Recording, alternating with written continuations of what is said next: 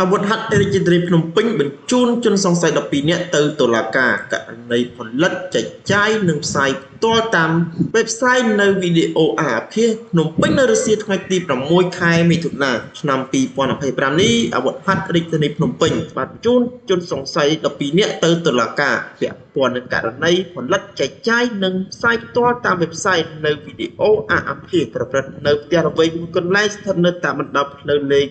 242សង្កាត់បឹងប្រលិតខណ្ឌ7 មករារាជធានីភ្នំពេញករណីនេះត្រូវបានអាវុធហត្ថរាជធានីភ្នំពេញធ្វើការឆ្មក់បង្ក្រាបកាលពីថ្ងៃទី4 ខែមិថុនាឆ្នាំ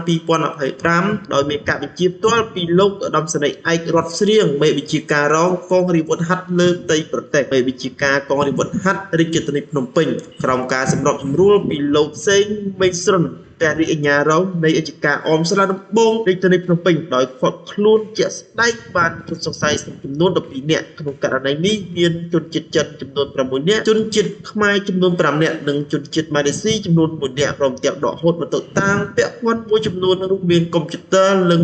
នីសបនិមិត្តឧបករណ៍សិចស្រោមអនាម័យរបាំងមុខទុកថតរឿងអាភាសរួមនឹងសម្ភារៈជាច្រើនទៀតផងដែរ